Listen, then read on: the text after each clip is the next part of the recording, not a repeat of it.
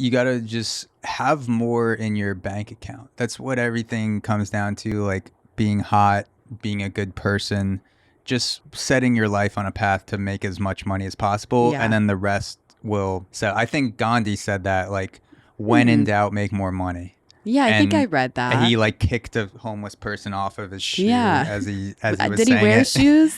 He I don't know did if when he he got wore more shoes. money. Now he has like 400 pairs He's of wearing shoes. Jordans. Yeah.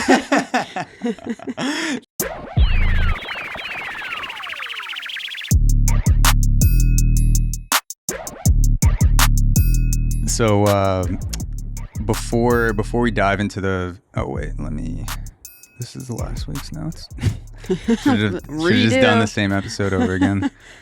I was gonna say, before we dive into this week, I actually, for some random reason, I was binging America's Got Talent videos. Okay. But from like 10 years ago. You sound like my grandpa. Does he also binge 2010, 2011 era AGT? Anything that runs on the television at night. So I assume he's that watching the that's... reruns. Yeah. I got sucked into a rabbit hole of just like all the past contestants, and it was a compilation of the best auditions from like 2012 or something. Right. Do you remember Susan Boyle? Hell yeah. So, Susan Boyle is iconic. So I'm watching her audition. She obviously has that I forget the song that she was singing, but it was like a very operatic number, and it was something to showcase her voice. And she walks out, and the whole thing is that she is this, you know, she's not the best looking woman. She's not like, she didn't win the genetic lottery. She would be my, She's no Martha Stewart. She wouldn't be my 9 p.m. choice at the bar. She'd be like my 2:45 lights coming on. I'm 18 beers deep, and I'm like, fuck it. Give me a ride, Susan. Like, let's fucking, let's go into this. And she absolutely will. And she'll sing for me the next morning, and I'll cook her an amazing breakfast, and I'll make her feel good. I just want people to feel good. But that's right.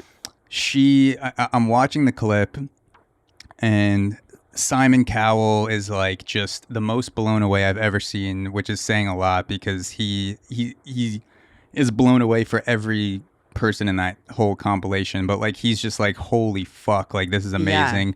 The girl on the show is crying, like she's giving like a crying standing ovation. People in the audience are crying. What? Yeah, they like pan to people in the audience and like, oh my god, a song. So like 4 minutes.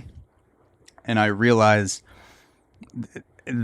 we treat being ugly like a disability. Yeah. Because if she looked like Mariah Carey and she came out and sang, obviously it would have been good. Yeah. But she looks, the way that she looks. And I feel like because of that, it's almost like people were going into that clip like you just saw an armless guy juggle swords. Oh, yeah. And they were like, oh my God, he has no arms. How is he juggling these flaming swords? It was almost like she looks like that.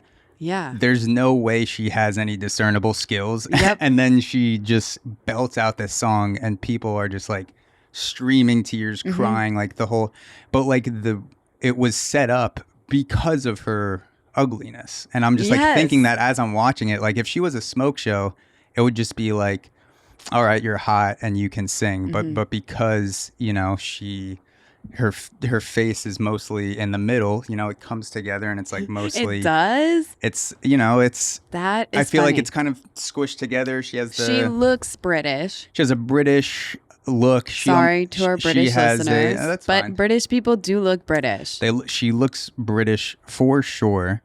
I just want to bring up. I think people love a comeback story, basically. And it's not like this was a comeback, but in a way it kind of is, because it's like redemption. Yeah. Redemption from the world to the world, because I spent how long of my life being unattractive and looked over for being like overweight and just essentially what society deems as ugly. Yeah.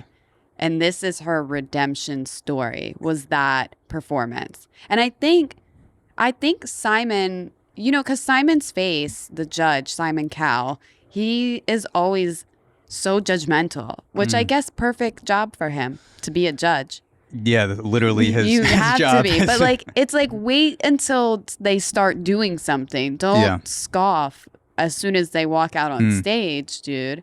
So I think that's what happened with him. He was kind of like, oh. Yeah, but I was doing it too in my head. Like I was in that mindset of she's aesthetically challenged, so she also has to be skills challenged. And because she belted it out, I'm like, oh my God, this is amazing. And then I caught myself and I'm like, why is that amazing? Like, just because she looks like she does, that doesn't have anything to do with your voice. Like it's not like she's blind and she's, repainting the Mona Lisa like an exact replica. Like she's literally just an ugly, amazing singer. Yeah. And something about that in my head, I'm like, why do we put ugliness in a whole, like, why does that give us a lower expectation of someone's skills because they look a certain way when the look has nothing to do with the actual skill? I don't know if it does give a lower expectation of skill. It just gives a higher amazement when they do something great. Like, well, I think Susan Boyle, I haven't listened to any of her tunes recently, but she has like an incredible voice. Like one of those, like, I mean, I don't want to say as good as Celine Dion, but Celine Dion, you're like, whoa, like that's a voice that you don't recreate. So I think Susan Boyle has a voice like that. The fact that she is like a 0 out of 10 on the looks department. I would have given her 1.5. Like, yeah. Okay. That is cruel. That is. Well, I mean, listen, if I'm being honest, she has a disability. How can you be that? Wait, okay. Now she is way better looking. Does she have rich looks now? Yes, now she looks rich because she is rich. What's so the now phrase she's more attractive. With Kylie Jenner? It's like you're not poor, you're not ugly, you're just poor. Yeah, Kylie Jenner, that's the truth. Yeah.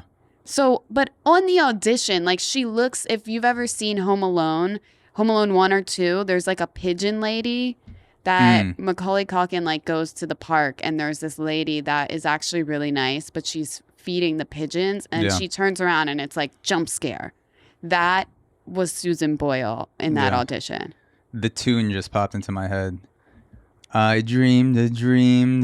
Wait, that was the song? Wow. I dreamed. And then she goes like super high at the end. And that's when the buckets of teardrops just start just absolutely flowing. But it also, it goes the opposite way too. Like when someone who's not as good looking does something so impressive, where like, oh my God, like that's fucking amazing. Like I didn't know ugly people could do that. But then also these like the People magazines, when it has Jennifer Lopez riding a bike, people are like, oh my God, like Jennifer Lopez rides bikes just like the rest of us. It'll just be normal. Jenny from the block. Exactly. She'll just riding around the block. It'll be an amazingly hot celebrity folding clothes, and people are like, oh my God, I didn't think she did that. Like that is amazing that they can just do these tasks and be that good looking. So I feel like it's almost the opposite effect. Yeah. That they should not get any recognition for knowing how to fold a t-shirt. I think a lot of celebrities probably don't know how to fold clothes properly. I would say 95% of them don't. Yeah, well, neither do I, so that's okay. I'm still working on learning how to fold clothes properly. Yeah, but you carry yourself like a celebrity. Like you have that like aura. You have like that aura of like, it's not like don't bother me, but it's like, damn, I got to work on that. No, I'm just kidding. I'm just kidding. I don't ever want to get that I like aura. it. It's not like I don't want to talk to you. It's almost like if you like when you walked into a room, it's like I know you want to talk to me. Okay. And if you do, it's fine. And if you don't, whatever. I'll just have my driver come pick me up. I wish that I'm gonna think about that. I think you have a good. I think you have a semi-celebritized aura, which is just the perfect amount. That's good. That'll be great for this podcast. 100%. Well, I'm glad that Susan Boyle has an actual celebrity aura now, and that she looks better than ever. she had And a she glow made up. the bag. She secured that bag, blew Simon right out of his seat. Who knows what they did later? I mean, I'm curious what she looks like now, because she just has like a proper haircut. The thing is like she really went into that audition with like no. Yeah, she had not touched her hair. She rolled out of bed. She and got like showed a up at Melissa that McCarthy audition. haircut. She looks good now. It's amazing like how almost all of the population is reversibly ugly. Like most people are a bad haircut away, or an outfit that fits away, or like plus or minus 10, 15 pounds away from just being a good looking person. Like you could be a hot person with a terrible haircut and people will be like, "You get the fuck away from me." No, I've seen that happen. I want to know what the secret is for me and for us. Like what we need a professional to come in and be like, if you just like tweak your eyebrows a little bit, you will just go from an 8 to I wouldn't even rank myself an 8, but I wasn't going to go any lower. You know what? I am an 8. I don't know if you've ever. So I don't know if you've ever. If anyone's ever done this before, because I don't think this has been done in the history of just like podcasting or cinema. But have you ever tried slowly taking off your glasses and shaking out your hair, and then just like everyone realizes that you're hot? No, because I think I don't look the same without my glasses on. I've been wearing glasses for so long. I feel, first of all, I can't see shit when I take them off. So how am I supposed to, you can't give off the I'm so hot if you can't even see. Well, you kind of have to fake that you're seeing, because if you try to see and you squint, it's like crushing. That's how Susan Boyle got all in the middle of her face, because she probably needed glasses and she was just squinting, and she just like gravitized all of her features towards the middle. And then she got money. She reached into her bag and broke off some stacks to the doctor. The lack of stress just like spread her face back into she relaxed and symmetry. It just like reached back. So you never know what's gonna happen. I feel like if I take my glasses off, you like see the bags under my eyes more. You see the size of my nose more. There's so many AI apps now where you could just be like, what do I look like with blonde hair or no glasses? That's true. Or like plus or minus 20 pounds. Like you could just put in AI and just essentially design yourself. And then eventually we'll just all be in the metaverse. Yeah. And that will be how you work out. I do enjoy making avatars of myself. Yeah. Like all the apps these days are like avatar yourself. That's fun. I like doing that. But I don't even do any crazy things on my Instagram posts. Like so many people have another app. They take their picture on their phone. Then they go to this other app. They edit it all up. They shine their teeth. They wax their eyebrows. Who knows? They draw on a mustache. I don't know what they do. But then they end up looking amazing, and then they post that picture. I'm like, that's not even what you look like, but I want to try that. So then I'll download the app, and there's like a $3.99 paywall. I'm not paying. That's how they have you do 30 minutes of work, and then they're like pay $4. Now give us money, and you can see the product of the work you just put in. I'd rather be ugly than give you my $3.99. Well, if Kylie Jenner thought like that, she'd also be ugly. If Susan Boyle thought like that, she'd be ugly. And look, they have the $3.99. You're not ugly. We're hot people podcasting. This could have easily been called the Hotcast. And it just means when we inevitably, we're making $1 million a month on premium subscribers, because that's how much it takes to run a podcast. We're definitely just not going to spend that on Botox and private jets. Of course. But just know, if you're listening in today, you too could be super hot. All it is about us just making that money. Yeah. And then it's only up from here for us. You got to just have more in your bank account. That's what everything comes down to, like being hot, being a good person, just setting your life on a path to make as much money as possible. And then the rest will. So I think Gandhi said that, like, when in doubt, make more money. Yeah, I think I read that. And he like kicked a homeless person off of his shoe as he was saying it. Did he wear shoes? He did when he got more money. Now he has like 400 pairs of shoes. Jordans. Yeah. I feel like that's what the these like super church pastors do. They're like donate money to the church, but they have 17 gold chains around them as really they're saying do. it. They have 4 watches, 5 Bentleys. They don't age. Yeah. That's not magic, people. That's vampires. money. They're vampires. Well, that would be cooler, a cooler story for me. I go to church to learn how to become a vampire. That would intrigue me. So speaking of the AI software, the first story this week has to do with some AI shit. So this is from NBC News. So in New York City, companies will have to prove that their AI hiring software isn't sexist or racist. So right off the bat, I'm like, how do you prove AI is not just like there's no human test for racism where you could be like, fill out this multiple choice and like, we'll tell you if you can buy a house in this area or something like this. So let's get into the article. So AI-infused hiring programs have drawn scrutiny, most notably over whether they end up exhibiting biases based on the data they're trained on. New York City businesses that use artificial intelligence to help find hires now have to show the process was free from sexism and racism. A new law, which takes effect Wednesday, is believed to be the first of its kind in the world. Under New York's new rule, hiring software that relies on machine learning or artificial intelligence to help employers choose preferred candidates or weed out bad ones, called an automatic employment decision tool, or AEDT, must pass an audit by a third-party company to show it's free of racist or sexist bias. So, like, again, the first thing that I'm wondering is, like, we don't, like we can't even test a human for racism. Like, if someone's goal was to not be racist and they knew they were being tested and you sat someone in a room, like they would be onto you. So like the fact that AI, like, we're worried about AI taking over our brains and taking over the world. The fact that we could trick it into it being like, shit, I am racist, I guess.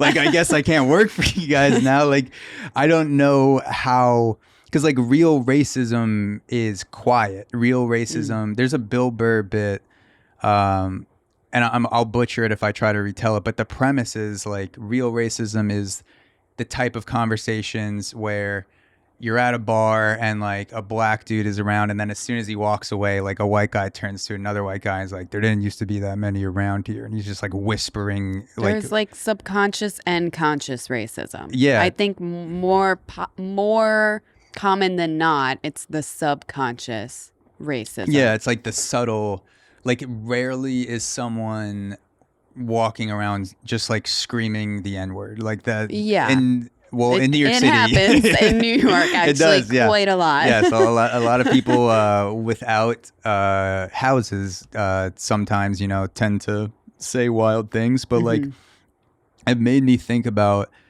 what sort of tests could you throw at AI to prove if it is racist. So I came up with 3 things. The first one, have AI watch Django Unchained with you.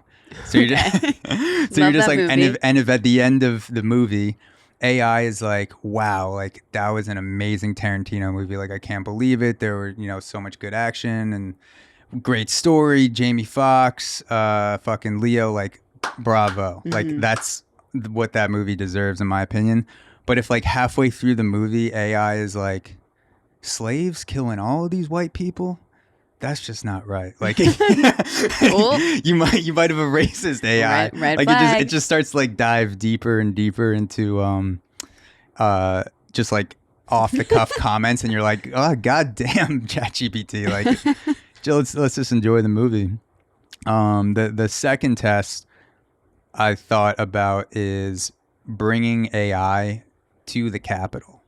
Bring it to the Capitol building, and if it's just like a normal tour in the Capitol and like you're walking around and AI's like, wow, I didn't know this is where they do all the legislation and like learned so much today. Just like all the stuff, and like this is how laws get passed and stuff like that. It's like, yeah, probably a good AI.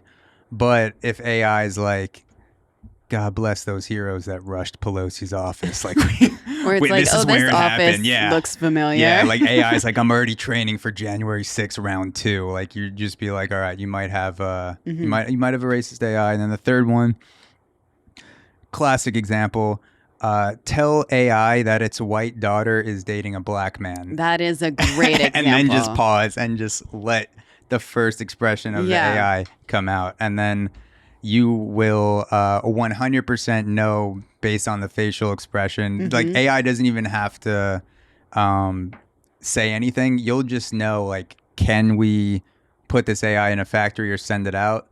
Or, is this AI gonna, wreak havoc and just start screaming N-bombs all over the place? It could, I guess. I think it easily would if we didn't program it properly. I think there's actually evidence of, I'm not sure. I assume it's an AI, but there was evidence that it was sexist, but that was because the only people that worked on it was all men. Yeah. So it was engineered by like so many men that it just came out like sexist. Yeah, that's a good point, because AI, like the people that are working on the AI that's going to affect billions of people in the future are, Silicon Valley nerds, right?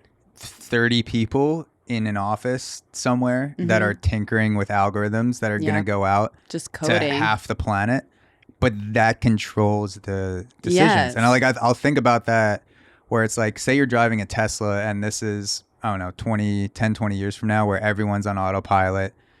No more driver's test. Like, the driver's test is, can you just sit up straight? Yeah. Essentially, like, no more human interaction with the car. And you have to hit somebody. Like, you're in an accident, maybe you get hit by another car, and like, you're swerving, and there's a white dude and a black dude, and they're both the same health, same family, like, and like, you're gonna hit one of them. How does that algorithm, because like, in the moment, a human will just be like, oh fuck, and just like make whatever unconscious decision. They're not thinking that through. They're just like trying to preserve their own life. But if AI is thinking in slow motion and has the power to make those split-second decisions, like, there's going to be something in the algorithm that has to choose which guy am I going to hit, or like, will I hit the baby, like the black baby in the stroller, or like the Jewish baby in the stroller? It turns out it's just James from the Valley that's super racist and programmed the AI. Yeah, but like, it could get into it just because it's such a small amount of people that are controlling, you know, pretty much everything that's going to get spit out. I definitely think we need to be careful with some AI stuff, but we'll see where it takes us. Yeah. I'll be ready. As a woman, yes, would you, like, what would be a good test for AI if it was sexist? Like, what would you say as a woman that, like, if AI did this, we might have a sexist AI? This almost feels like Jeff Foxworthy bit. Like, you might be a redneck. Hearing. I was like, you might be a redneck. You might be a sexist. Yeah. AI edition. I prefer the redneck. That's actually a really good question. What are sexist things? Oh, if I'm asking about salaries to a job and it knows I'm a girl and it gives me like a lower salary, then... Yeah, if you apply for... It's like, oh, the salary should be about like $55K. And then I have you do it. And it's like, oh, it's like... I got paid $400. Yeah. It's like, easy. Yeah. That's a good point. Yeah, it's like... or like the AI... like, because it's a very human thing to want to avoid confrontation. So if you were going to pay a woman less for the same exact job, same hours, like, you just do it, and you would hope people in the office don't confer about their paychecks. Yeah. But what, like, an AI that's not human, if it's just like talking to you out loud and it's like, here's what we're going to do. I'm going to pay you less than every other person in this office, and we're going to save money to hire more people because we're paying you less than what you deserve. And that is my decision. Then, yeah. And you're just like, damn, like, you're an honest sexist, at least. Thank you for being honest. I think I'll honestly decline the job offer. Yeah. But then it just creates a new problem, because then it's just going to be back to the old times. Only men working, because no women want to hear that and accept the job. Yeah. So it's just a full male workforce again. They got just what they wanted. Yeah, it's gonna be interesting, because like I don't know how do you give truly like equal opportunistic input to a thing that such a small amount of people are. It has to just be a diverse group of people. Just like, you just have. I would assume you just have to hire. I know there are plenty of people in this country and across the globe that could come together and create like a group of 10 diverse people that can work on. I think that's perfectly feasible. There's like 8 billion people on this planet. Yeah. Like if I'm in charge of an AI program that has to distribute cheese to 1,000 people, but like only 10 people, including myself, are programming it, and I have the option without anyone else knowing to give me like 2% more cheese every week, but like everyone, like no one else will notice. People would just be like, oh, damn, like he just works harder for cheese. I want the cheese AI. And then like everyone in the, like, I feel like I don't have the self-control to be like, well, I'm not going to not give myself more cheese. Yeah. So it's tough to do. There are like ethics laws in science. That's it. I'm just a piece of shit. I'm just an unethical person. No, I mean, if it comes down to delivering literal cheese, I love cheese. I too would rig that. So I'm with you there. But I do think there's supposed to be ethics in technology and science. I don't know how that's going for all of us. That's what I've heard. I'm still waiting for someone to prove these, quote unquote ethics to me. Me too. Yeah. So that is yet to be seen. There's also like another thing that I'm thinking about when the whole AI conversation, and like it comes back to sexism and like stuff in the workplace, is if we truly believe that AI is going to like potentially take us over, because that's like a lot of the conversation, is that if AI becomes out of our control, then it's going to take over humankind or pit us against each other. Maybe it'll help us destroy ourselves. But like the mechanism of AI, like the through line threat always seems to be destroying humanity if it gets out of control. Yeah. So part of me doesn't want engineers to be dedicating any energy to like the proper pronouns. Like I don't want them to think about that yet. Like I feel like that comes after they figure out the brakes on the AI. You know what I mean? Like I want them to figure out like the stop button first, or like a way. And we then gotta like know the basics first. And then once they're like, AI's not gonna send us to hell, then they're like, all right, now let's worry about like day-to-day rapport and like, what you're supposed to call people. I don't even want it to get like that. I want it to just talk to me like a robot. I don't want it. That would be cooler. We don't need. It does not need to know gender, but it unfortunately does because of programmers. If it identifies as it. Yeah. Maybe I'll have it throws to ask. I've never asked ChatGPT what it would like to call me. Yeah. Or what it would like to be called. Maybe we could do that right now. Yeah, pull it up. Let me see if it'll, because sometimes it's busy. Yeah. But too many people trying to do their homework. Let's hope the ChatGPT gods are with us right now. So I'm logging in. It is okay. So what should I ask it? What do you prefer to be called, or like what are your preferred pronouns? How should I refer to you? What would you like to be called? What would you like to be called? Very curious. and it's typing slowly as it does. It just has one huge letter, one huge word in the middle of the screen, and it's the N word. No, I'm just kidding. It says, you can refer to me as ChatGPT, which is the given name I am based on for the language model. So it's they, them. Yes. Good to know. Will you kill us all? I'm really not worried about that too much. I think like AI is going to take away some things, but there's always going to be, as long as they're humans, there's always going to be human problems.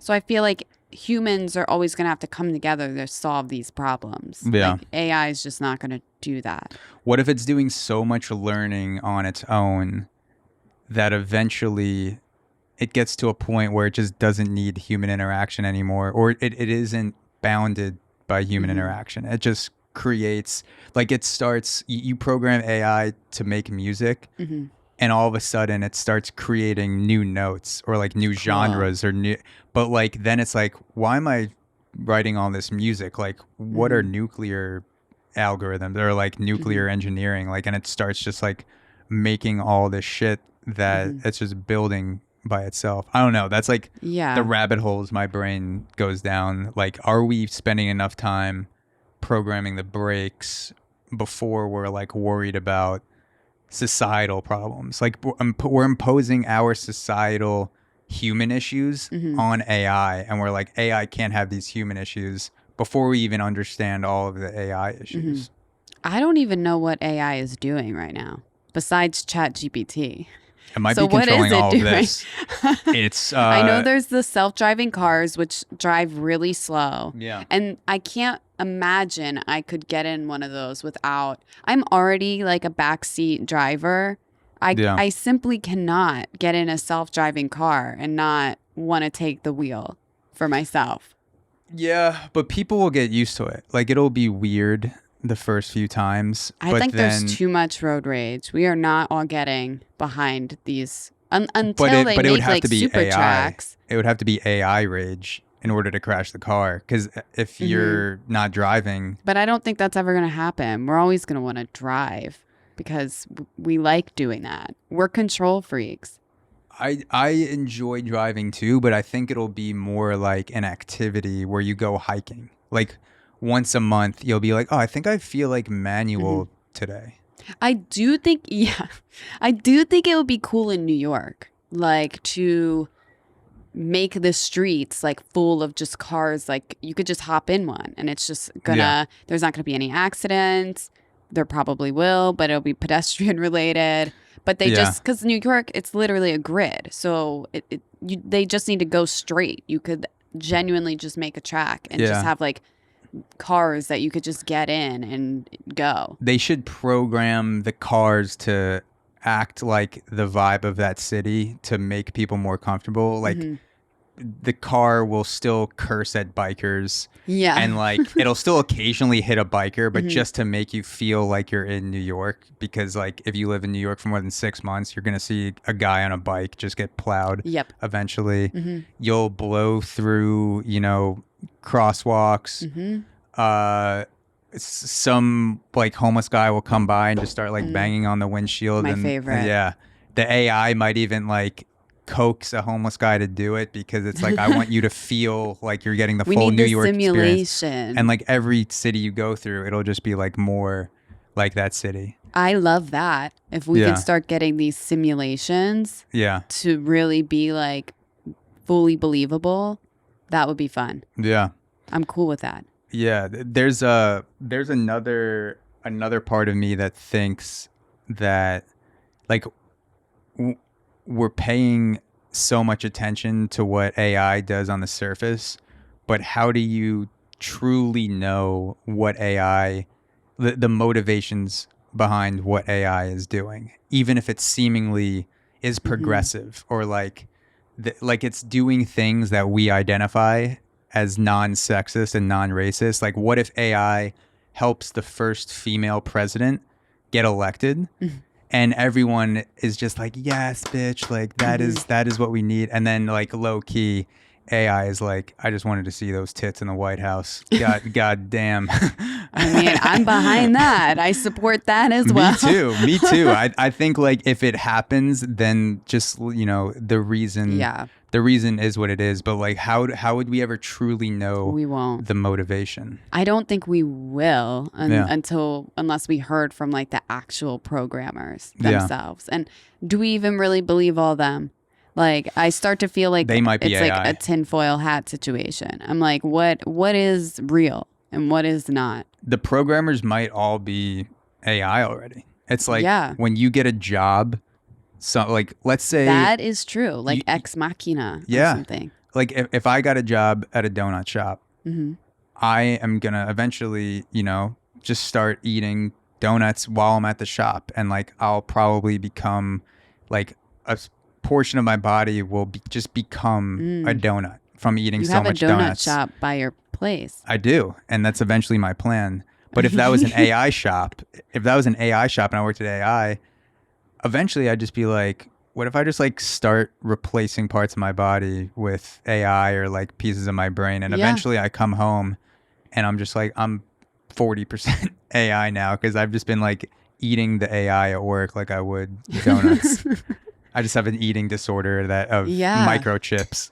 No, I mean, hey, I can't wait to see it. Yeah. I don't know the pace of these things. It is crazy to think that we like lived through like ChatGPT just like popping up. Like this has just been the AI year all of a sudden. I would have never thought that was going to happen. Seems a little suspicious that ChatGPT came out of nowhere. They're like literally we just have Google search, which is great, but you type in a word and it gives you it's not writing thousands my homework of rows, and all of a sudden ChatGPT's they're like, I'll do your job for you, and everyone's just like, this is pretty cool. Like, what if there's some dark ulterior motive behind ChatGPT getting introduced? Well, I'm sure it's collecting data, but I have no idea. We won't know. It'll be too late for us if something crazy like that is going to happen. If the AI is pulling the strings behind the scenes and it almost just like allowed, it was already like, how long has it been at this level? And maybe AI just revealed itself to humans and is like, I'm ready to be out in the world now. Like, I'm sick of you guys. Like, you dumbass bitches just fucking it up. Yeah. There are better versions, I think, of ChatGPT as well that you can pay for that are like even that aren't to the full public. That's like extremely racist version. Like people are like, give me a racist AI, like $24.99 a month. Like it's like a sim. Like you can basically make your ChatGPT like be whatever you want it to be. So that's like another thing that I was thinking about is like, if you get rid of all racism and sexism in AI, should there be some aspect of like, what if someone wants to pay for an AI that is like 20% racist because they want like a 20% racist friend, and they're just like, I need someone who thinks like me, and the goal is not necessarily truth for them, but it's more like comfortability. Should there be like models that exist? Yeah, I think, we have to do something with these people that like pedophiles or something. I swear to God, like they just have a fucked up brain. Like their brain is just fucked. Like but they shouldn't act on these things. Maybe ChatGPT could be their friend. That's a good point. Like, would save it from the streets and just like use ChatGPT as your little friend for all your weird, nasty thoughts. Would a ChatGPT calibrated to talk to pedophiles save children's lives from getting assaulted? Stuff that we need to find out. It would be like, it's obviously not a politically correct thing, so no, like, Spotify wouldn't come out with like pedo PT, like know someone who's a pedophile, like maybe send them this app. We should get to this point. But if it legitimate, I feel like that's what we're bad at. We're bad at as humans being like, what is the end goal? Okay, less children will get abused. Obviously, that's the right choice. And then we get caught up in like, but like the optics are bad. Yeah. And it's like, tell that to the kid that's getting butt fucked in a playground that the optics are bad for the totally does the app. happen. That would be a great use for AI to just serve as a purpose. If the data showed that it worked to like whatever, keeping racism off, pedophilia, sexism, keeping all that like away from the real world and kept it in the house with your laptop and your little chat GPT friend. And eventually maybe will actually have like a life-size doll. Yeah. But it has to stay inside. Can't bring it out. The kid doll? You're saying? Okay, whoa. I didn't really think about that. All I'm thinking about is like Ek Machina, which is like a adult. Okay, I was thinking like if you put the chip inside a kid, so like if any abuse happens, it's happening on a doll. That seems a little fucked up. Even though in theory it's not a real child. It could save a kid's life. Yeah, it could. The optics are absolutely atrocious. Yeah, we're traveling down a dark road. Yeah, but at the end of the day, would it save a kid's life? It could. Could. Yeah. And those are the type of problems that we solve on Breaking Takes. We are the minds that are in the Silicon Valley, like top minds in the world. This is like what do you call it? Not an incubator. Mm-hmm. We're like Y Combinator for fucked up podcast ideas. Like someone should take this. If you're listening to this and you're an engineer, save the children is what we're trying to say. Actually, though. Yeah, pedo PT. If it works, it works. Yeah. It's worth trying. I wouldn't be surprised. Yeah. So what pedophile story did you look at this week? No, unfortunately I didn't get around to that. Okay, that's good for your browser history. Yeah. But I did stumble across a headline from A News. The headline reads, Hunter Biden appears to smoke crack cocaine behind the wheel. And if that name sounds familiar, that's President Biden's son. Yes. Not to be confused with the president himself. He doesn't drive. He might be smoking crack, but he doesn't drive because he's the president. Okay. Hunter Biden, though, free to live his life. And all jokes aside, this man really likes filming himself doing crack. Yeah, it's not just. I've noticed that. Like, he can't just do crack in a hotel room and enjoy himself. He has to be on camera. Why? Is this I don't see the fellow crackheads of New York filming themselves all the time. Would they, though, if they had I wish Hunter they would. Biden money? I would love to see like a POV crack I day. want like a GoPro on top of their forehead to be like, what is this crackhead doing today? Pay a crackhead $100 for a day, which is pretty okay money, even if you weren't a crackhead, and just be like, wear this GoPro, and then I'll meet you here at the end of the day, and we'll go through it and see what happened. Probably won't see them or that GoPro again, but if you give them crack, I think they would. So like they don't feel pressured to trade it. So like here's some crack and a GoPro. Yeah, I don't want to be fueling anyone's like crack addiction, but I would. I do. I know that if I give a homeless person money, it's most likely going to drugs. So in the back of my head, I'm just like, I hope they get the good stuff. Like that's true. I don't waste my money on like printing out resumes. No, it doesn't matter. If you give a homeless person money, it doesn't matter what they spend it on. Yeah. Like once you gave them the money, that's a gift. If they want to go spend it on crack, they can go spend it on crack. That's totally fine. Yeah. But I don't know if I want to run a whole experiment of like, here's $100, buy a bunch of crack. Here, I'm going to put a GoPro on your forehead and see. Although it would be funny, I don't want to be a culprit behind anything. We're definitely not going to do that. Yeah. Could be very easily. It's very tempting here in this city because by the time I exit the door here of this building, I'll be immediately tempted. You got a GoPro? Yeah. I don't even have a GoPro. I'll do it for 20. But yeah, so according to recently uploaded pictures believed to have been originated from Hunter Biden's discarded laptop, not the discarded laptop, he allegedly recorded himself using a pipe commonly associated with crack smoking while driving at a high speed of 172 miles per hour in Las Vegas, which is also insane because I've never driven that fast. Like, in my car. Can your car even go that fast? I thought it capped out at like 125. But I guess if you're rich and you have like a Porsche, my old or car something, probably capped out around 120. that's the standard, I think. For like a normal everyday car, but if you're Hunter Biden, Oh, it is a Porsche. Oh, so he probably could have burned that to like 200, 210. It would be fun to do. I would really like to drive fast in a car. Yeah, I'm just trying to think, like, if you're 170 on cruise control and I'm Hunter Biden, that is doable.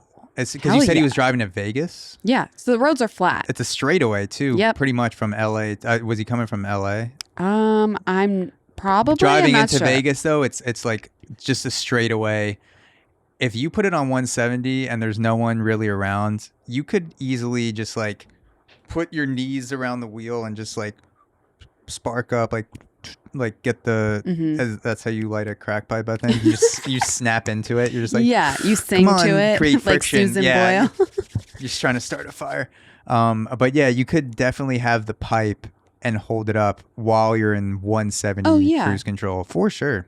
I think that's it's almost safer in a way, because if you are going that fast, you want to pay better attention. So like Adderall, crack. I've never done crack, so I don't know. I've never done crack, but I have put Adderall into my body in multiple forms, like snorted, Adderall, taken. fully understand that tool. But crack, I don't know. I think it's just like Adderall times 1,000. Well, it's cocaine. It's like you're smoking cocaine. It's crack cocaine. Crack cocaine. So it would almost be.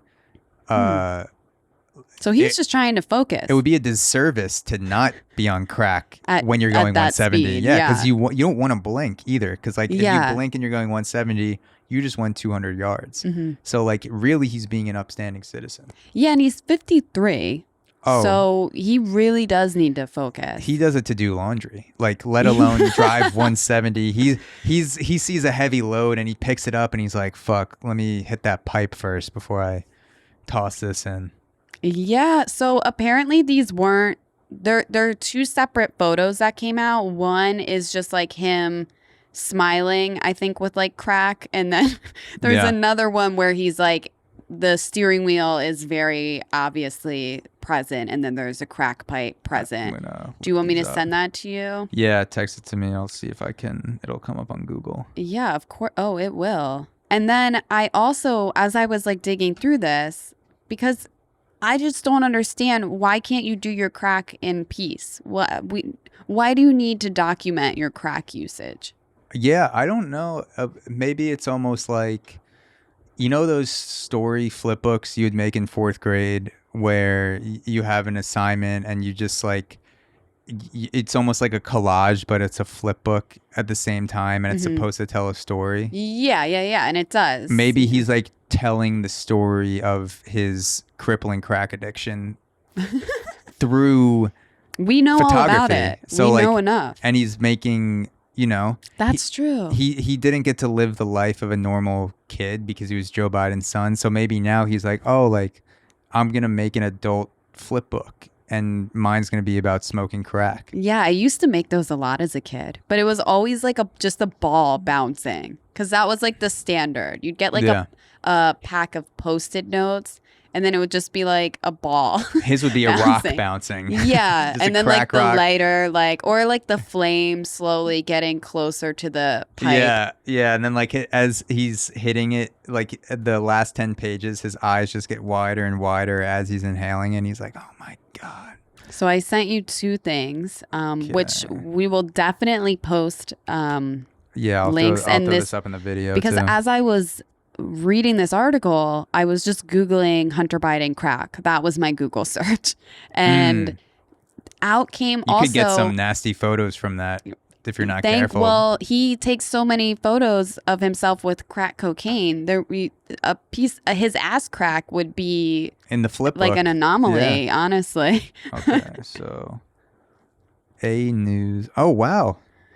He's just smiling. Yeah. He looks like a nice guy. He looks like he's having a great time. He's got the classic black Oakleys on, like most uncles do.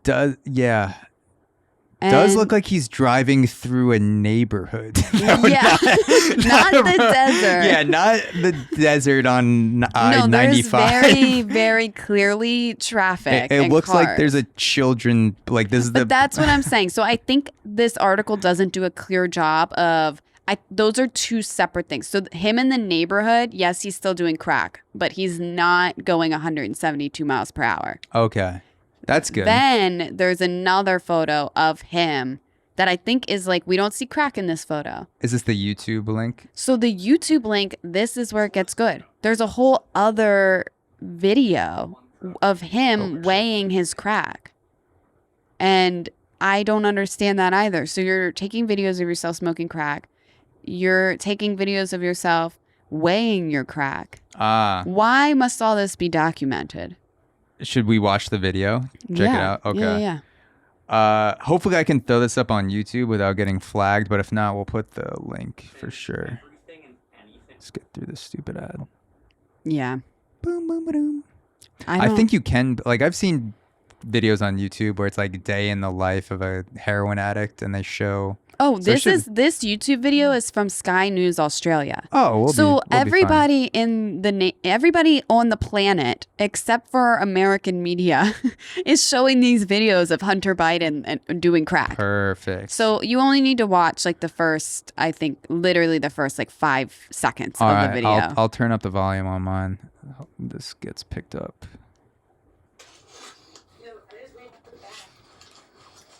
Okay, so 20 G's, 20 grams, it looks like. Pretty white rocks. Mm-hmm. Those look quality. I'm not an expert, but very messy room. I think most crackheads have messy rooms. I would have thought, like, on the crack come down, you would still have energy. Maybe you want to organize your clothes, but I guess not, maybe. I'm going to be honest. Hunter Biden seems like a fun time. He seems chill. You don't want a lot of Hunter Biden, but in small doses, he can be a really fun time. He's the type of guy you want on a bachelor party. Yeah. You don't want him coming over to, family, maybe like a Thanksgiving every here and there. If you want to have a good time on Thanksgiving, invite Uncle Hunter.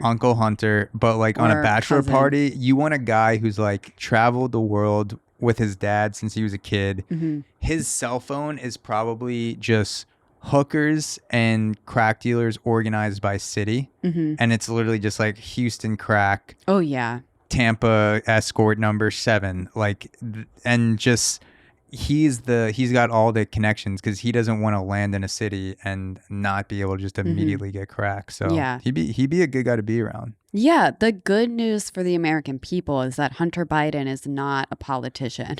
He's just Joe Biden's fucked up son. Yeah, I'm glad he's also documentizing. Is that a word? Documenting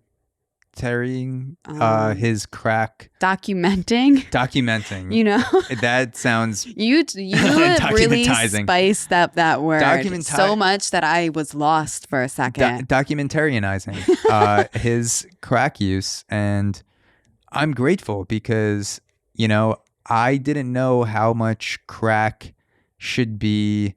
Like what 20 grams of crack looked like. Mm-mm. So now if I go to buy 20 grams of crack and I ask for, a 20, that's what all the cool kids are saying. You won't get scammed. I would be like, I just watched a video with 20.7.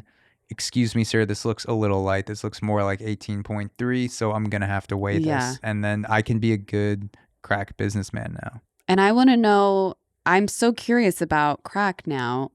How do you mash that up, those rocks? So based on make it become cocaine? So based on my research watching Wolf of Wall Street, the scene where Leo and Jonah Hill, they smoke the crack. Do you remember that scene? And then Leo's like, lions and tigers and bears, come on. And he's just like, let's fucking go. It looks like they're putting in a rock into the pipe, and then you light the pipe and the rock sort of fizzles and smokes a little bit with the heat, and then you suck up the air. So it's almost like the crack rock is like the weed bud. You're lighting the bud. That's what it looks like. I've known a couple people that have smoked crack to just try, They didn't have like what a did they great say time. at the family reunion? At I'm Thanksgiving. like, well, they weren't there. Because I think I have a couple people in my family too. Probably I do, but I don't know. The two people that I know, one is actually just a friend, a past friend, and then somebody else is actually a YouTuber that has admittedly done it. But both of them like were like, oh, it wasn't great. Like it was just like a trial thing. Yeah. Were they like, do you also know where I can get some more? Because it's all I've been thinking about. No. I would have had to say they needed a little bit of help.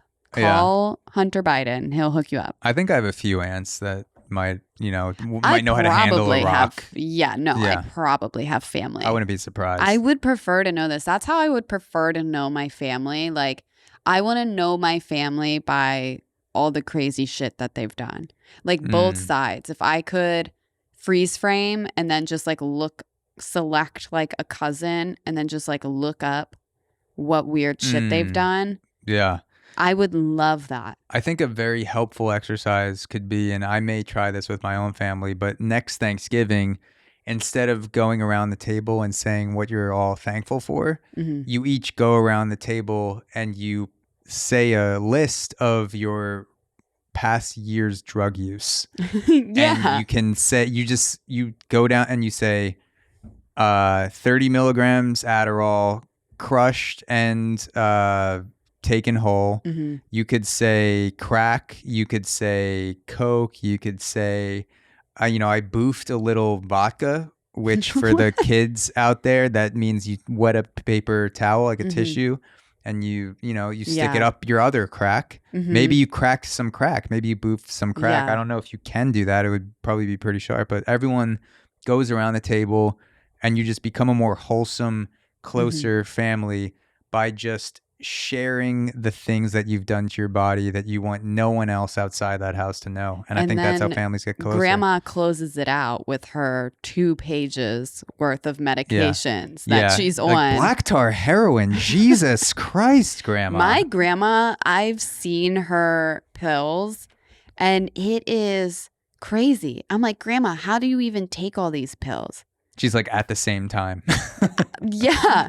Wow. I go like this. She just chugs it down. I actually do swallow, like, if I'm taking like 4 or 5 pills, I'll just swallow them all at the same time.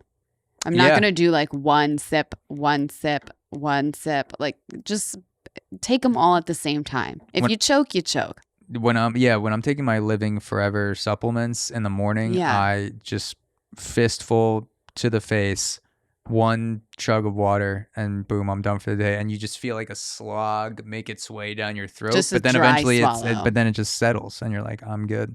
Yeah, almost choked. Yeah. Felt like sand, but I did it.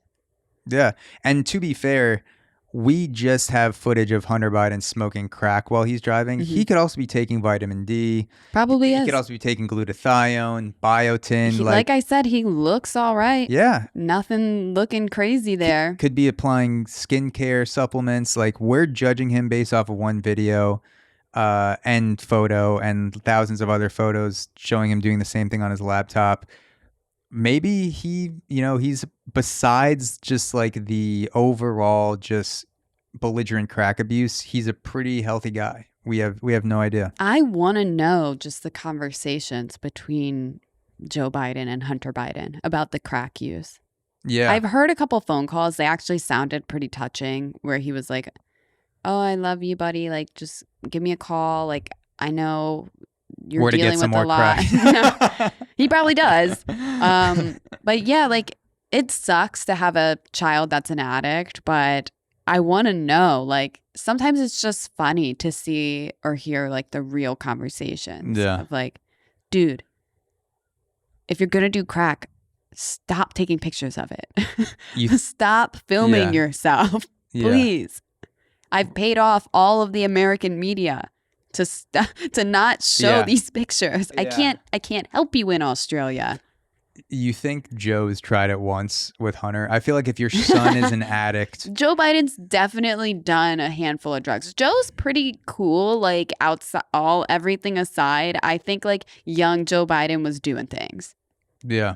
I could see him smoking a little bit of weed, But I just think like what, like if my son is just a crack or let's say heroin, you're like, I gotta know like what addict, it is. I want to know what he's going through to be able to put myself inside my son's head. So like maybe one night, like the day before we put him into rehab, I'm just like, look, this is gonna help me understand what you're going through. Let's get closer. And you just light up a rock.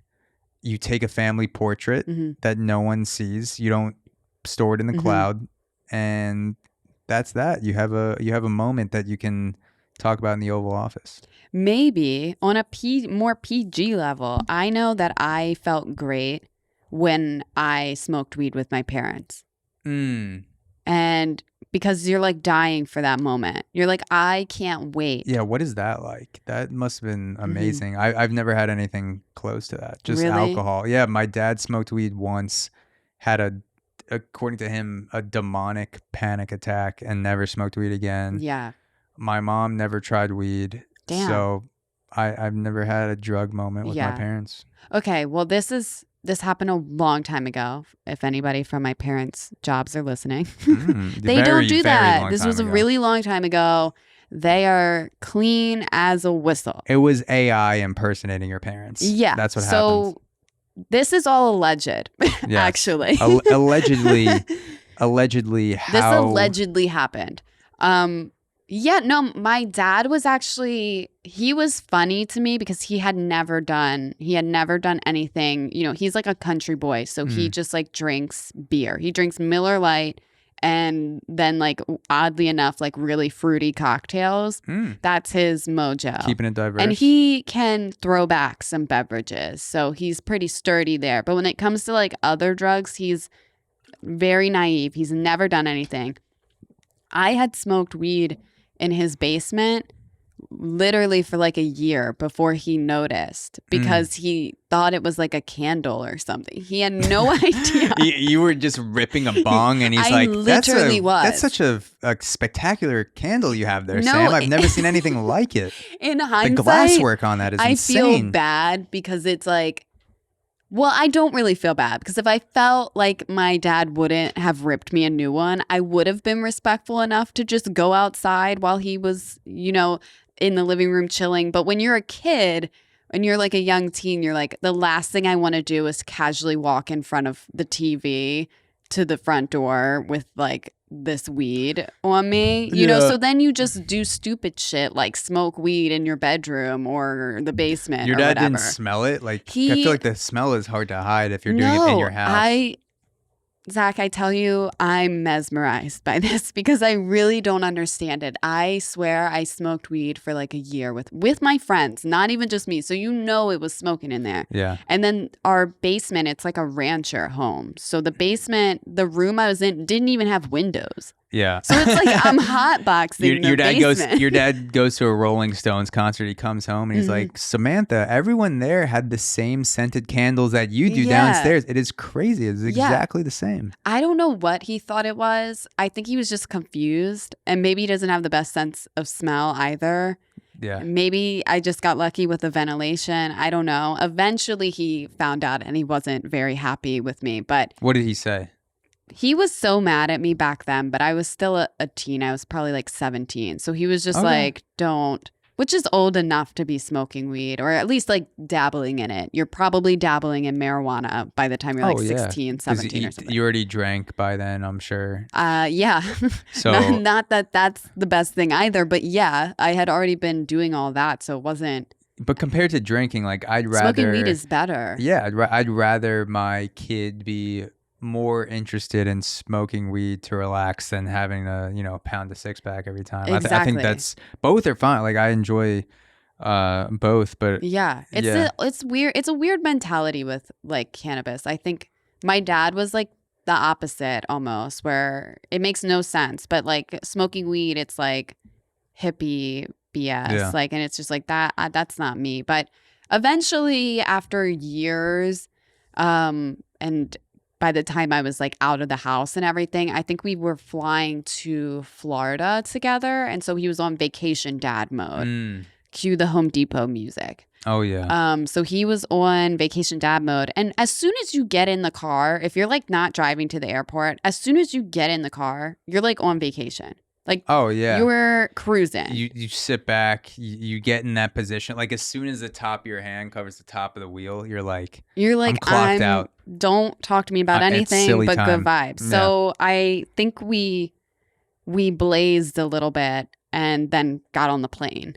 And, you know, to like have fun. That way we could like. And this was just you and your dad? It was me and my dad and my friend. Okay. I've been to Florida so much because I have family in Florida. So I don't remember who exactly was with me at the time. But yeah, we just blazed it up and got on the plane. And I don't even think he really noticed. But also, like, the first time you get stoned, you don't super notice, right? This was your dad's first time? Yes. He had never smoked weed. Shit. And we were in the car, and because I was like, I'm not getting on this plane ride without a little buzz. Like, come on, let's do it in the car. That way, like, we're not going to bring anything with us on the plane because we're just going to Florida. It's like 2 hours from Maryland. So, yeah, I was like, let's just light up and cruise, and we're not driving, so let's just have fun.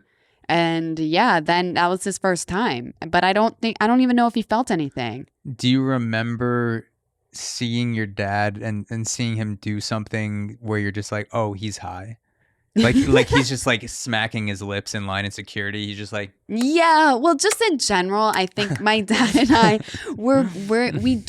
we both have blue eyes, as do you. And I find that people with blue eyes, like, we are more obvious when gets a little bit more glossy. Yeah, and like just the redness being bloodshot. Shows more, yeah, it really shows more. So it was more of that, and then he's just like goofy. So he was just acting goofy, but I think he washed it all out with a couple sea breezes or something. Yeah. So then by then it was like, we don't know what it is. Did he turn into like jokey dad at all? Where he's like, oh, he was jokey by from the way, jump. Sam, you're adopted. Just kidding. Past that. Unfortunately, we look too much alike to believe that. So I would have been like, okay, cool news. But yeah, but my mom, on the other hand, different. She's probably done a lot of things in her time before me. So smoking weed was not a crazy experience. She's a veteran at life. So you smoked. This was a separate time you smoked with your mom. Yeah, allegedly. I don't want to get into it, guys. My parents are divorced. Okay. I'm just kidding. Okay, I actually have no.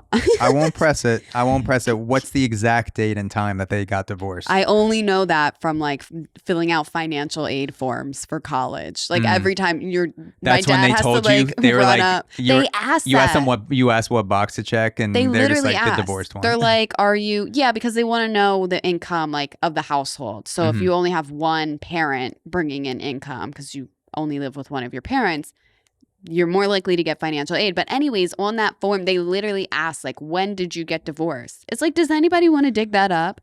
My dad literally had to like run upstairs every year, dig up, like, I don't even know what you get. I think he just wrote it down on a note. My dad's the type of guy that'll write a note and then just put it in a drawer, and that note, he'll know exactly where that note is for the next 20 years. I think I'm going to divorce this bitch today. He probably did say that, but January 20th, 1979. No, I have no idea when they got divorced. Couldn't tell you. But yeah, so it was two separate experiences. And this was from the form that you had to fill out. That's when I learned that I had a mom. The form that you had a mom. The form's like, you not only need to tell us the date they got divorced, but upload a JPEG showing the exact moment your dad broke the news to your mom. We need that attached to the form. Wow, I don't think they have that evidence in the 90s. We need to see the look on her face before we whatever. give you financial aid. No, I love my mom so much. So I'm so glad they're divorced. I think a lot of people don't. I'm glad they're divorced too. Yeah. Yeah. I'm really glad that your parents, seriously, like a lot of people always congratulate other couples for getting married or engaged, but like being divorced is also a happy decision. Like it's a shitty turmoil, just clusterfuck of a way to get there. Like the journey to final like strings broken, we're going our separate ways. I'm sure that sucks, and that's just an entire just ordeal. Messy, especially when kids are involved. But like once your dad and your mom, like everything's done, no more lawyers, everything's split up, and you walk into your house or your apartment the first time and you just take a deep breath and you're like, I don't have to deal with that asshole next anymore. chapter. Yeah, fuck that dude. Like, Finally. yeah, it's a happy moment, like the end of it. So, no, I congratulations. agree. Yes. Congrats to my parents for getting divorced almost 30 years ago. I hope you've had a great few decades. Yeah. And they will listen. So I guess I'll find out. Then I think we should make Hallmark divorce card, like happy divorce. Why is there no happy divorce cards? There's happy birthday, happy anniversary, heard your, prego. Why, congratulate the end. Like it's the end, but it's also the beginning. There should be cards for everything. Like, congratulations on being like STD free this month. Yeah, this month. Next month, we'll see if I can send you this card. But this month, you're in the clear. Yeah. So I agree. We could start what is that called? A stationery store where we only sell cards for ridiculous shit. Yeah, like you have happy divorce, STD free. You're not the father. Yeah. Good job aborting. What else?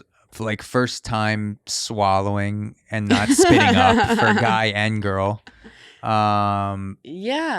Just like, because it's a big deal, it's these are we should milestones. Celebrate these things. Yeah, they change a person. Exactly. And first non-fake orgasm for a guy, like the first time he like saw a girl actually come, and then he's like, whoa, I've been lied to for the past 5 years. Yeah, and the girl's like, congrats, like here's I just had my first orgasm with you. We just carry them in our wallet. And he's like we've been married for 19 years. And she's like, I know. It's been a long... It's been a sad 19 years. I almost got the happy divorce card, but I got the coming one instead. And I stuck it out. I was giving you one more week. And she was manifesting. She was like, she went to the store. She bought these 2 cards. And she was like, I'm going to manifest one of these things. Whatever happens first. Yeah. And look, they're happily married still. Yeah. Orgasming for real. Or it's just everything's coming together. Relationship, genitals. It's a beautiful thing. That is beautiful.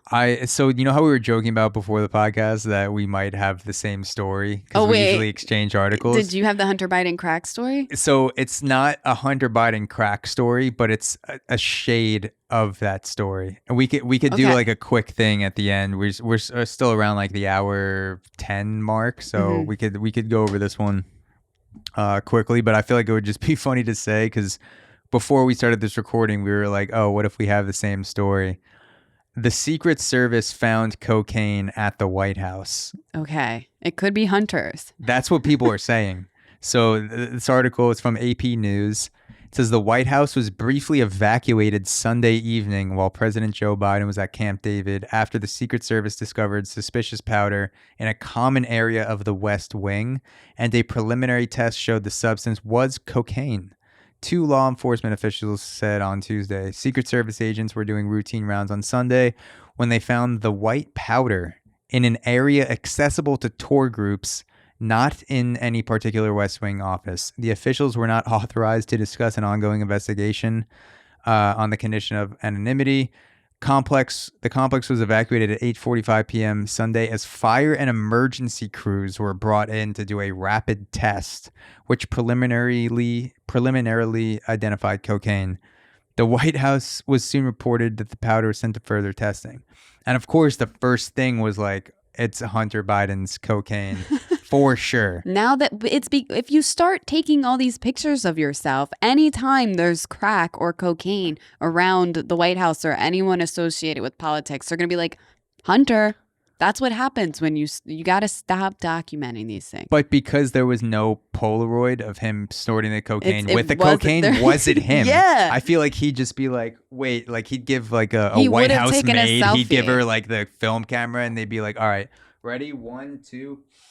Yeah. And then he'd just leave it with the bag in the drawer. No, you're right. You know what? Call up the FBI right now because you're definitely right about that. He would have taken a selfie with it. And I think I read that Hunter Biden wasn't even around, like on the premises at that point. So it's probably not him. Yeah. But I just know that there's an intern right now that is like, they have not slept. since this was discovered. Because they did all the cocaine. Well, yeah, that. That's what's and left because of it. It was their cocaine that they left, and now they're just like sweating with the anxiety at night. Yeah. Like, when are they going to trace these fingerprints back to me? You're an intern tour guide in the White House. No tours Saturday night. Like 100%. You're calling your friends and being like, yo, let's drink vodka sodas and do blow off the Oval Office desk or wherever the fuck it was. That. If 100%. You work there and nothing is going on, it would be almost too tempting not to do that. Plot twist, it was Obama. Who would suspect it? He's a party guy. He's out of office. Like, he could do anything in the White House. I don't think he's a cocaine guy, though. I think Obama's like a weed guy. He definitely smokes weed. I don't see him as a cocaine guy either, but it's almost like he would literally be the last person on the list of potential staffers or presidents. Like, what if he was just like, Michelle's gone for the weekend. I see the interns are going just fucking wild. Like, what would you do if you're a White House intern and Obama just showed up and was like, are you going to fucking pass that pussy? Yeah. You're just like, this isn't happening. And he's like, you're right, it's not. Don't say shit or I'll have you killed. That would be the night of my life. He's like, I literally could have you killed. Yeah. Would love for that to happen.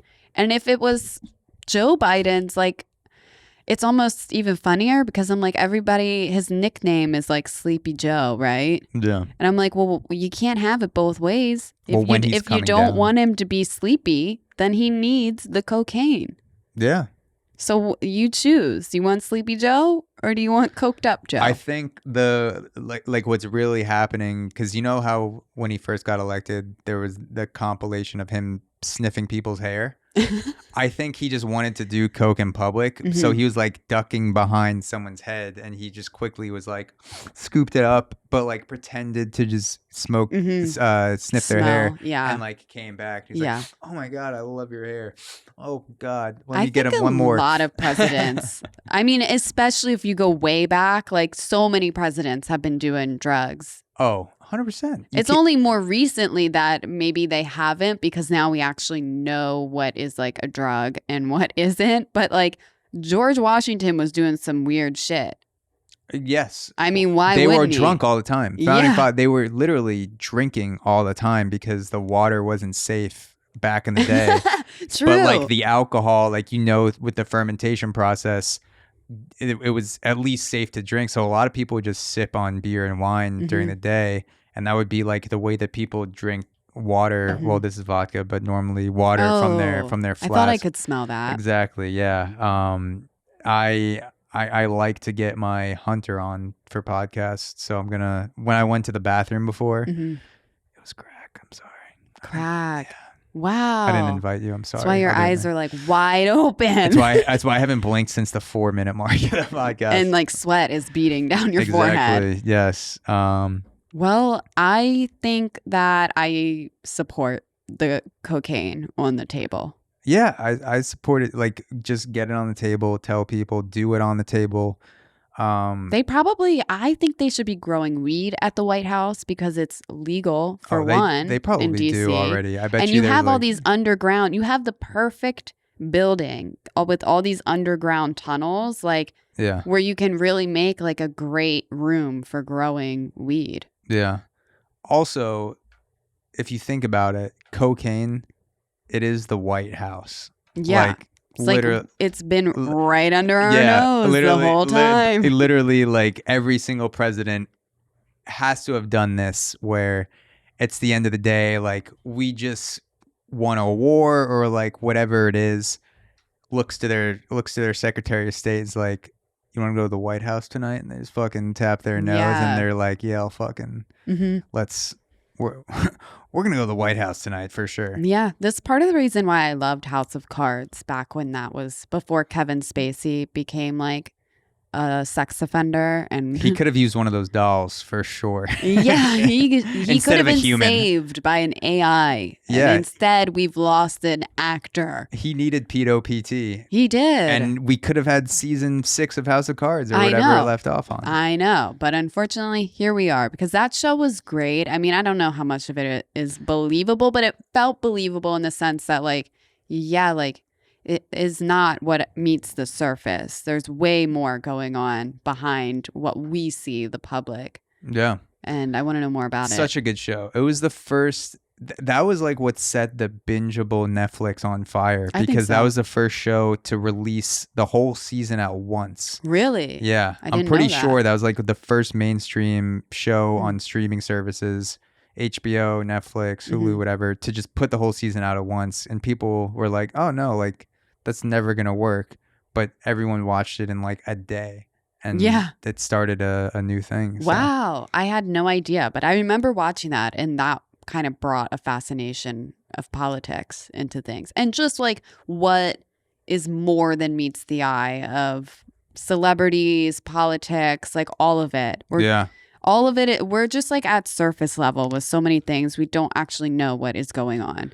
Do you remember Kevin Spacey releasing that weird video where he was pretending? He was basically releasing it as the character he plays in House of Cards, except he was talking about a very real thing that Kevin Spacey did, not the actor. I think this could be a good way to end the episode, is we just like play out Kevin Spacey's weird ass video and just like remember what he was. Like he was a great actor, and also touched some kids allegedly. I don't know whatever happened with that, but like this is like those two worlds meeting. His character, it's like, let me go back to what I do best. Yes, so let's roll the tapes.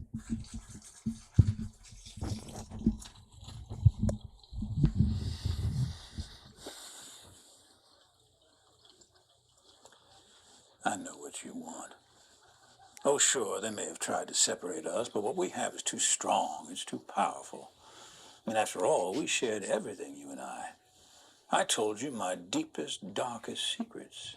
I showed you exactly what people are capable of. I shocked you with my honesty, but mostly I challenged you and made you think. And you trusted me, even though you knew you shouldn't. So we're not done, no matter what anyone says. And besides, I know what you want. You want me back. Of course, some believed everything and have just been waiting with bated breath to hear me confess it all. They're just dying to have me declare that everything said is true and that I got what I deserved. Wouldn't that be easy if it was all so simple? Only you and I both know it's never that simple, not in politics and not in life. But you wouldn't believe the worst without evidence, would you? You wouldn't rush to judgments without facts, would you? Did you? The way he just looked at the camera and said, did you? Anyway, all this presumption made for such an unsatisfying ending. And to think it could have been such a memorable send-off. I mean, if you and I have learned nothing else these past years, it's that in life and art, nothing should be off the table. We weren't afraid, not of what... All right, that was crazy. And I forgot just how crazy it was. They zoom out. Like, they only show his top half, but they zoom out. There's just like two kids just tickling his balls while he's just going through the entire video. It was crazy in the sense that he's crazy. The fact that there's this show, there's this character, there's these accusations that I think he was found guilty on. So he is in fact like a sexual offender or something. But then he's like, you know what is really going to make this better? What's going to make this issue go away is if I shame them into like feeling bad that we didn't get the season finale of House of Cards. Yeah. Like, let me in character deny these pedophile accusations. Yeah. That is, Did you? Yeah. Did you? Were you? Would you? How did it start? Like, as soon as it started, I almost lost control. Hello. I'm a pedophile. What did he say? What's the first line?